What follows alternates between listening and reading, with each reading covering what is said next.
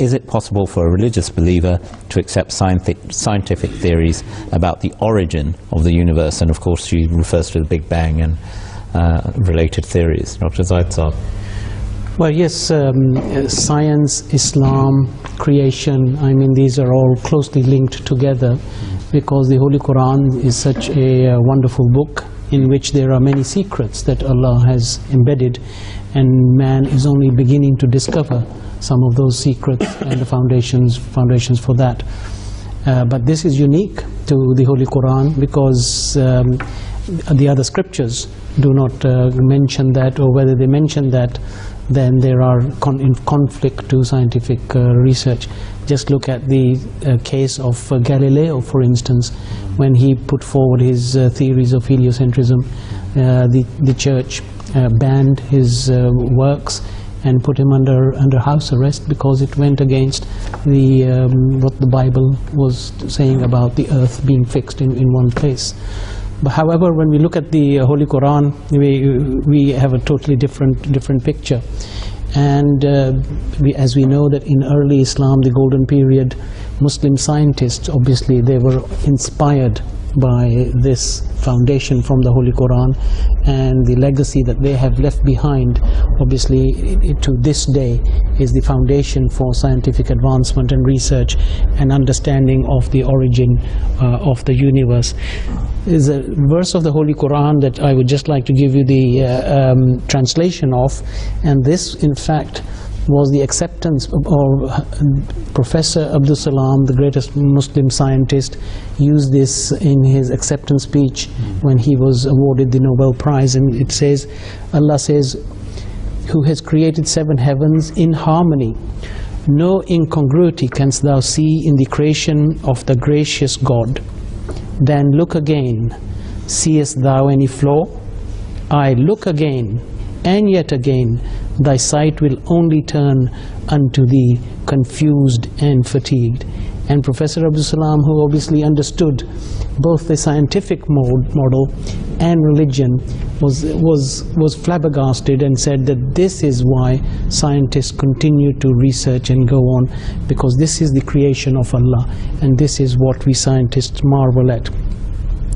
So coming back to the origin of the universe, because it is amazing that some of the 3 theories that are now being substantiated by scientists as facts were mentioned 13 centuries before by the Holy Quran. There are 2 which are worth mentioning.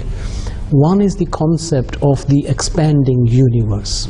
This is as late as 1920s, Edwin Hubble, who actually proved that the universe was expanding. What did the Holy Quran say? Allah said, "And the heaven we built with our own powers, and indeed we go on expanding it." Musi'un is the word that is used in the Holy Quran. This discovery of the expanding universe was actually the basic building block that scientists needed in order to understand fully the Big Bang theory and how actually the earth came together. That also subject is covered by the Holy Quran, and it is amazing as to what the words that the Holy Quran has used. Allah said, "Do not the unbelievers see that the heavens and the earth were a closed up mass?" The word in Arabic used for that was ratkan. "And then we clove them asunder, fatakna." So this is addressed, number one, there's 2 things there. It's addressed to the non-believers, and it is a prophecy that the scientists who would obviously be able to get to the bottom of this would be non-believers in that respect, and this would be what they would marvel at, is that. But ratkan, which is a meaning which something that comes together, and it comes together with a gravitational pull. And this is what is the theories, is that with such tremendous gravitational pull, solar systems 15 times the size of the sun were pulled together into a closed entity, into a closed mass, and this kept on increasing in size and kept on expanding in that respect, so that the energy that was concentrated into a single entity. Not only that does the Holy Quran speak of this closed mass, but the Arabic lexicons tell us that Ratkan also means darkness. So put those two together and we have the concept of the black hole. Because the gravitational pull is so great, it is said that all forms of radiation cannot escape from that, and that includes light that cannot escape, and that is where you have your total darkness. So this was the black hole that was created. And then the cleaving asunder is that when it suddenly erupted and formed the universe, is exactly as the Holy Quran has put it. Fatakna is the cleaving asunder of this closed mass, so that there was a release of such great energy that the universe was the origins, and that continues to expand and continues to expand this day. So the Big Bang Theory is actually what contained within the Holy Quran. It is contained in the Holy Quran 13 centuries before. That's beautifully explained, Dr. Saab. Amir Saab, I mean, it does put into context, and Dr. Saab also quoted Dr. Salam, a very eminent and, of course, renowned Muslim scientist and Nobel laureate. But, I mean, this whole concept of, people looking at it in a very polarized way, that religion is there and science is the other side. Dr. Salam very clearly made this point, that there is nothing in the Holy Quran which is against science. And the Holy Quran was discussing this concept, as Dr. Saab said, 1500 years ago, which science has now come to a conclusion today. But going back to the previous question, this links in with evolution. Now, they have now found out that it is a widely accepted fact that it was a Big Bang that caused the initial start of the universe. But whilst they have found that out, they still cannot accept that there was a hand behind that. They're still questioning that how did that start. Some people believe it was a random occurrence, it was just a natural thing. But the example that Hazrat Khalif Tamsi IV, the fourth head of the Ahmadiyya community, has given is that of a jumbo jet. A jumbo jet has different components. It has a wing, it has windows, it has seats, it has nuts and bolts.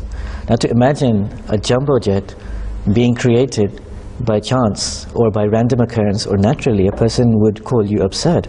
Now, how can a jumbo jet just all come together in all its places? Even a simple thing like a glass here, if we were to drop this right now and it broke into pieces, no one in their right mind would say that this could form back into a glass. So in the same way, the difference we have with the scientists, which the Quran says, is that there was a controlled explosion, a controlled Big Bang, which formed this universe. Now, we are talking about a glass or a jumbo jet. The universe, with just this solar system, we have thousands of stars, we have the planets and the sun, they're all perfectly aligned, they're all in a balanced orbit, they're all in a flawless harmony. If anything goes out of line, it will cause havoc elsewhere. To imagine all of this, and this is just one solar system, we are talking about thousands, if not millions of solar systems. For that to happen by chance is an absurd in itself. So scientists then, not long ago, came up with this idea that this couldn't have happened by chance. This must be something intelligent in it. There must be something, a design in it. So they came up with this idea of intelligent design. They couldn't say that it was God. It was something intelligent, it was something, a purposeful thing. They couldn't go as far as say that it was God, but something must have happened rationally and logically. But the fact is, as Dr. Salam has pointed out, as the Quran has pointed out, that God is Al-Khalaq, He is the creator. He created this entire universe. He created this where there is no incongruity, and the seven heavens, and this flawless universe, which, if anybody with an open mind looks at it, he will come to the conclusion that there must be something out there which has formed this. Well, it appears like intelligent design, at least as a step in the right direction, and the word intelligence probably a giveaway. Well, thank you very much, Dr. Saab and Amir Saab, for your answers there, and